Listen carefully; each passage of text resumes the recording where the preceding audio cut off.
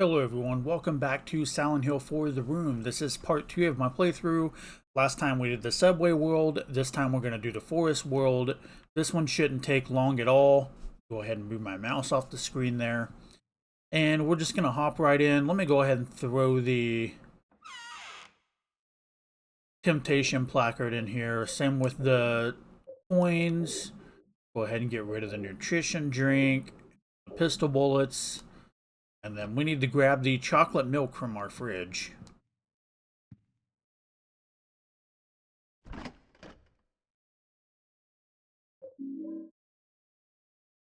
Alright, and we are all set.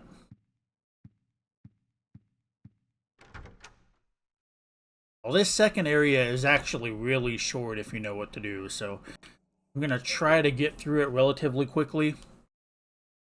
I think I remember everywhere to go, so let's go ahead and knock this one out really quick. Eventually, I would like to get into speed running these games. It's just I've never done any kind of speed running before, so I don't know how good I would be at it, but it's something I've always wanted to try. Go ahead and equip Henry with the... There we go.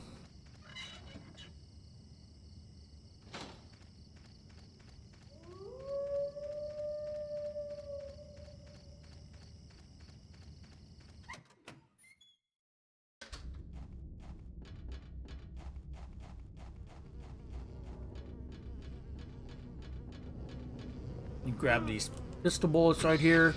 Now, I know if you're going for a 10-star run, these enemies are actually really good.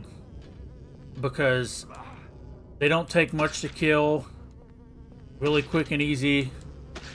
And I can't remember how many kills you have to get for a 10-star run. But I've watched quite a few guides on Silent Hill 4 10-star runs. So I know the Hummers, the... What are they called? Is it Trimmers? Whatever the slugs are called. And then the Toadstools and the White Stools, those are the enemies that you want to go after the most. Because they don't take much to kill. So. I can't remember if there's any items around here. I don't think so. So. Let's go ahead and get to this next area. What are you looking at, Henry? You're looking at the log. Don't need to check that. Now, something that I always found really interesting about this game in particular is it name drops this stone that's supposedly really important to the natives, and they use it to speak to the dead. And I always wondered if a lot of the supernatural stuff in the town was a result of this one, like, really big, strange artifact. And that's something I would love to explore in my own, like, if I ever make a fan game or fan story, I want to write something more about this giant stone. Because it's kind of just name dropped in Silent Hill 4 and you never hear about it again. And it's something that I really wish they could have expanded on more in the later games. But they never bring it up again, so... It's just kind of an interesting little thing. Silent Hill 4 only.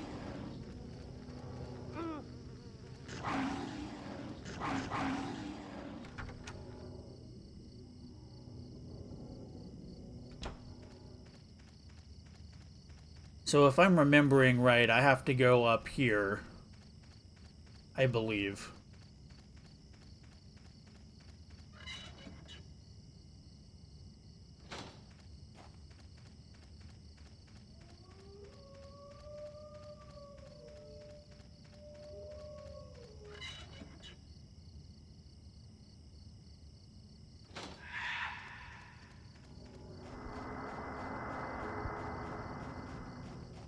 Now, what's funny about this area is I know I'm not the only one who does this because I've watched a lot of people play this game.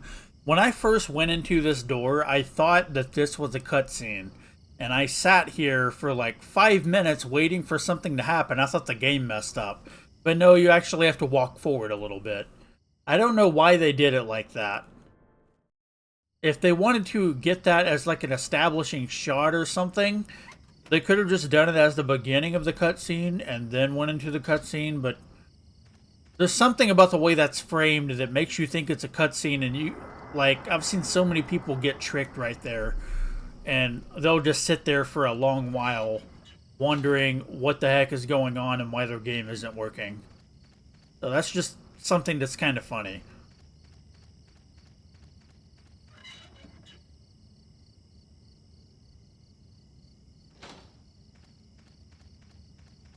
Now, and what is probably one of the funniest Silent Hill puzzles of all time, you have to give that guy some chocolate milk in order to get a spade. I think that's what it's called. Is it called a spade? I think so. Yeah.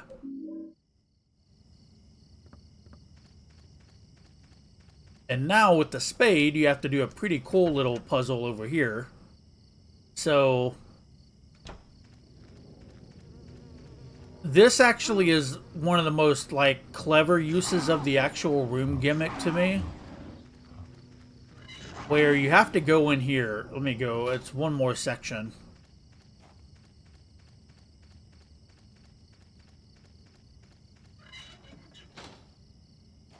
You have to dig up this key right here.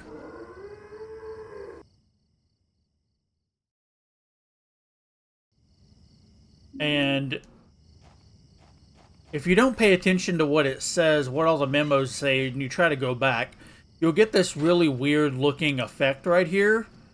And it just loops endlessly if you keep trying to go through this door down here. So what you actually have to do is think outside of the box a little bit. And you have to go into your room, put the key in your item chest, come back, travel to a different hole in front of the wish house, and then get the key back to open the wish house. And while it is kind of simple if you just read the memos and stuff on it, like, I actually think that's a really clever use of the room mechanic. There's a few more puzzles in the game that make you travel back to the room, but I think this is the most involved one and the most clever one. Doesn't really make a lot of sense thematically, like a key that makes it so you repeat the same area over and over again is a very video game thing, but I don't know, it was really clever. So, I'm gonna drop that off in the item box, hurry back.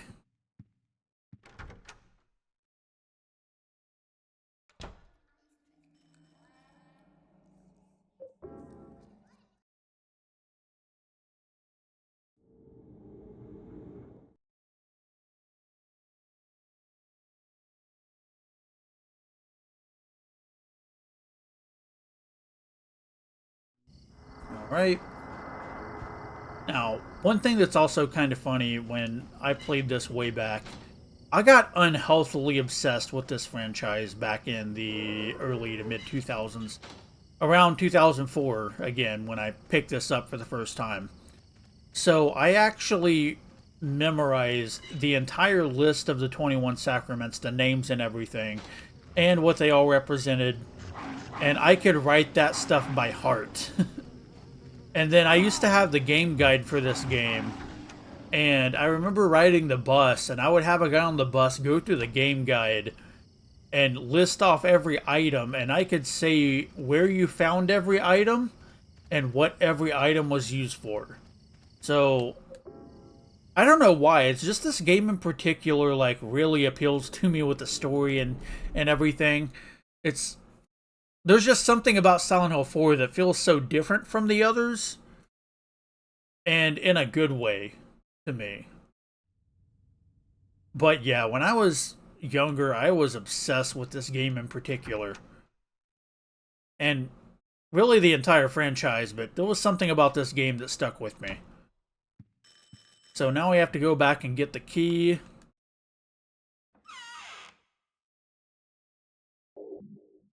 I did not mean to throw that in there.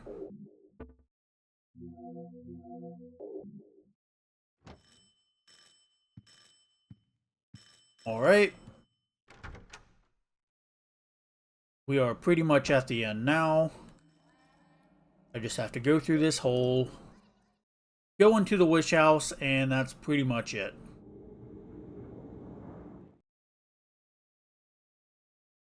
Now I can go to the other side, like other areas of the map, but I think there's one other area that I didn't go to. Not really worth it, I don't think. I can't remember if there's a healing item over there or not, but again, I'm not going to be using any healing items in the first half of this game. So whatever I find is just going straight in my item box for later. Now, one thing that I find, let me see if I can find it. I like the way that this sets up the connections to the previous games. I think it does it in a very thoughtful way. And I've always wondered what the hell is in this room up here. Because the camera view makes it seem like it's going to be something that you can interact with, but it's not.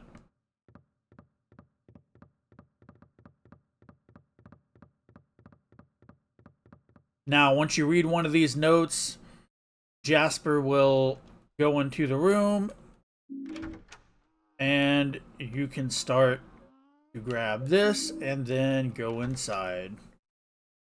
And that is the forest world completed.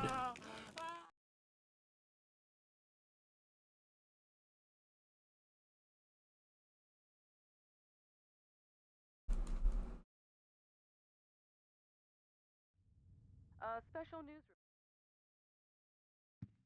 Alright, I'm going to go ahead and save. Let me drop off this placard into the item box, and then I'm going to save, and that will be it for this video.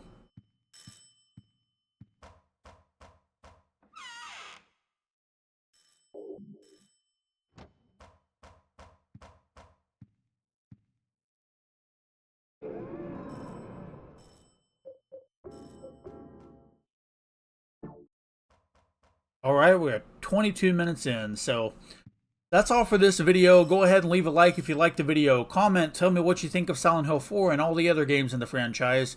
Dislike the video if you dislike the video, but leave me a comment saying what I can improve on, because I always want to make the best videos possible for everybody. And then subscribe to the channel if you want to see more gameplay videos. I do a lot of Mario Builder 64, and then I occasionally do opinions and commentary on various video game topics. So if that sounds interesting, go ahead and subscribe, and I will see you guys in the next video.